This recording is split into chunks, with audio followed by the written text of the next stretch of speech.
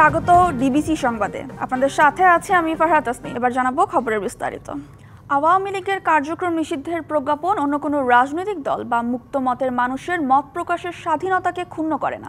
এক বিবৃতিতে একথা জানিয়েছে অন্তর্বর্তী সরকার। সোমবার মধ্যরাতে পাঠানো ওই বিবৃতিতে বলা হয়, আওয়ামী লীগ এর কোনো কর্মকাণ্ড দলটি সম্পর্কে সরকারের বিভিন্ন পদক্ষেপের যৌক্তিক গঠনমূলক বা আইনানুগ বিশ্লেষণ বা মতামত প্রদান এই প্রজ্ঞাপনের মাধ্যমে খর্বিত করা হয়নি।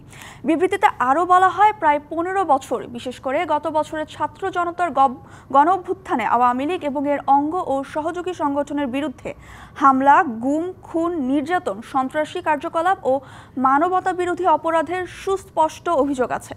ট্রাইব্যুনাল এবং ফৌজদারি আদালতে বহু মামলা বিচারাধীন। 5ই আগস্টের পরবর্তী সময়ে ছাত্র জনতার বিরুদ্ধে হামলা ও উস্কানি সহ বিভিন্ন সন্ত্রাসী কর্মকাণ্ড সংগঠিত করা হচ্ছে। এতে বাদী ও সাক্ষীদের মনে ভীতির সঞ্চার হয়েছে ও এভাবে বিচার এবং আইনশৃঙ্খলা পরিস্থিতি বিঘ্নিত হওয়ার আশঙ্কার সৃষ্টি হয়েছে। এ প্রেক্ষিতে স্বরাষ্ট্র মন্ত্রণালয় থেকে ওই প্রজ্ঞাপন জারি করা হয়। সাবেক সংসদ সদস্য ও সঙ্গীত শিল্পী মমতাজ বেগমকে রাজধানীর ধানমন্ডি থেকে গ্রেপ্তার করেছে পুলিশ। সোমবার রাতে এক বার্তায় তাকে গ্রেপ্তারের তথ্য জানায় ঢাকা মহানগর গোয়েন্দা পুলিশ। একাদশ জাতীয় সংসদ নির্বাচনে আওয়ামী লীগের প্রার্থী হয়ে মানিকগঞ্জ 2 আসন থেকে সংসদ সদস্য নির্বাচিত হন লোকসঙ্গীত শিল্পী মমতাজ বেগম। নবম জাতীয় সংসদে ছিলেন সংরক্ষিত নারী আসনের এমপি। আওয়ামী লীগ সরকারের পতনের পর একাধিক মামলা হয় তার বিরুদ্ধে।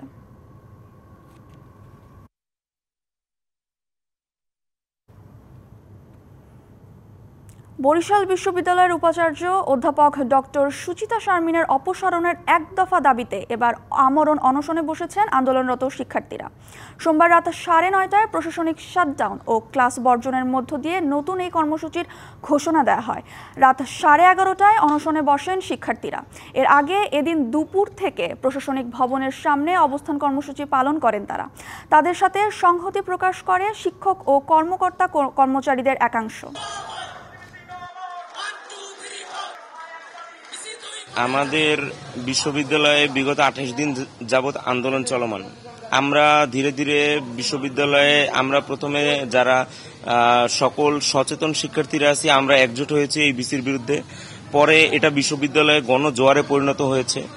আমরা মনে করি সব মিলিয়ে উনি বিশ্ববিদ্যালয়ের ভিসি হিসাবে বহাল থাকার সব ধরনের নৈতিক বৈধতা হারিয়েছেন। তাই ওনার পদত্যাগের এক দফা দাবিতে আমরা অনশন কর্মসূচি পালন করছি। যতক্ষণ উনি এরকম পদত্যাগ করে ততক্ষণ পর্যন্ত আমাদের কর্মসূচি চালিয়ে যাব। হজযাত্রাকে আরও সহজ ও ডিজিটাল করতে 28 এপ্রিল চালু হয়েছে লাব্বাইক অ্যাপ। হজযাত্রী কিংবা তাদের লাগেজ হারিয়ে গেলে অথবা গুরুতর অসুস্থ হলে জরুরি সেবা পাওয়া যাবে এই অ্যাপসের মাধ্যমে। তবে এখনও অনেক যাত্রী জানেন না এই অ্যাপের কথা। আবার যারা জানেন, ব্যবহার করতে তাদের পড়তে হচ্ছে নানা জটিলতায়। আগামী বছর পুরো দমে এর সেবা দিতে হজযাত্রীদের প্রশিক্ষণের ব্যবস্থা নেওয়ার কথা জানিয়েছে হজ অফিস। প্রতিবছর সৌদি আরবে পবিত্র হজ পালন করতে গিয়ে প্রয়োজনীয় জিনিসপত্র হারিয়ে বিপাকে পড়েন অনেক বাংলাদেশি হজযাত্রী। এমন বাস্তবতা হজযাত্রীদের ডিজিটাল সেবা, আবাসন ব্যবস্থা, গুরুত্বপূর্ণ নথিসহ হারিয়ে গেলে তা দ্রুত খুঁজে বের করা হবে এমন সব বহুমুখী সেবা দিতে চালু করে এই অ্যাপসের মাধ্যমে। আধুনিক প্রযুক্তি নির্ভর এই অ্যাপস লাব্বাইক এর উদ্বোধন করেন অন্তর্বর্তী সরকারের প্রধান উপদেষ্টা ডক্টর মোহাম্মদ ইউনূস। তবে বিপত্তি বেঁধেছে এখানে। হজযাত্রী সাইফুল ইসলাম ব্যবহার করেন স্মার্টফোন, কিন্তু এই অ্যাপস সম্পর্কে ধারণা নেই তার মতো অনেকেই এমন বাস্তবতার মুখোমুখি। না, আগে জানতাম না, আজকে শুনলাম, প্রথম শোনার পরে আমি ডাউনলোড করলাম। এটা আগের থেকে এই অ্যাপসটা যদি তৈরি করা হতো এবং ব্যাপকভাবে প্রচার করা হতো সোশ্যাল মিডিয়ার মাধ্যমে, টিভি চ্যানেল বিভিন্ন, তাহলে আরো মানুষ উপকৃত হতো। হ্যাঁ, হজে যাওয়ার জন্য কিনছি আমি। যদি আরো আগে তো চালু হইতো তাইলে হয়তো আরো একটু ভালো হইতো, আরো একটু বেশি শিখতে পারতাম। তবে প্রচারণার অভাবে এর ব্যবহার নিয়ে রয়েছে হজযাত্রীদের মিশ্র প্রতিক্রিয়া। ফোনের কথা তো মানলাম কয় না, কিছুই না, আর ওগুলো তো ব্যবহার আমরা বুঝিও না। এটা মোবাইলে মেসেজ আসছে আর কি, এটা আমি এখনো ওপেন করতে যে হয়নি। এগুলো একটু প্রচার করলে অবশ্যই ভালোভাবে জানা যেত আর কি। আগামীতে হজযাত্রীদের প্রশিক্ষণ দিয়ে এই অ্যাপসের ব্যবহার বাড়ানো হবে বলে জানিয়েছে হজ অফিস।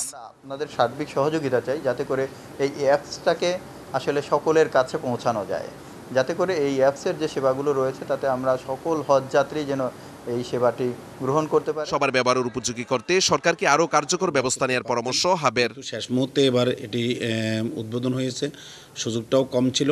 ভবিষ্যতে এটি আরও আপডেটেড হবে। আমরাও সরকারের সাথে আমাদের হজযাত্রীদের অধিক হারে একাডেমিক প্রশিক্ষণের বিষয়টি নিয়ে আমরা কথা বলবো। ডিজিটাল এই সেবা যাত্রীদের কাছে সহজ হলে অনেক সংকট সমাধান হবে আশা সকলের।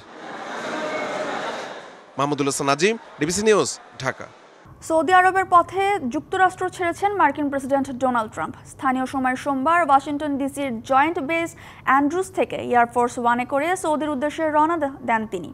মঙ্গলবার থেকে শুক্রবার পর্যন্ত সৌদি আরব, কাতার ও সংযুক্ত আরব আমিরাত সফর করবেন ট্রাম্প। এসব দেশে সফরের সময়সূচি, সম্ভাব্য দ্বিপক্ষীয় চুক্তি ও প্রেসিডেন্ট ট্রাম্পের সাথে সংশ্লিষ্ট দেশের নেতাদের বৈঠকের বিষয়ে হোয়াইট হাউসের পক্ষ থেকে বিস্তারিত কিছু জানানো হয়নি। তবে রয়টার্স জানায় এই সফরে গাজা ও ইরান ইস্যুতে কূটনৈতিক তৎপরতার পাশাপাশি বেশ কিছু বাণিজ্যিক চুক্তি হতে পারে।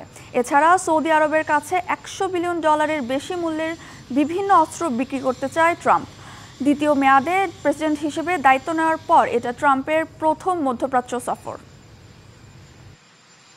ডিবিসি সংবাদে এই ছিল এখনকার মতো। ডিবিসি নিউজের সংবাদগুলো পড়তে ভিজিট করুন dbcnews.tv আর ভিজিট করুন ডিবিসির ফেসবুক পেজ এবং ইউটিউব চ্যানেল। ডিবিসির সঙ্গেই থাকুন।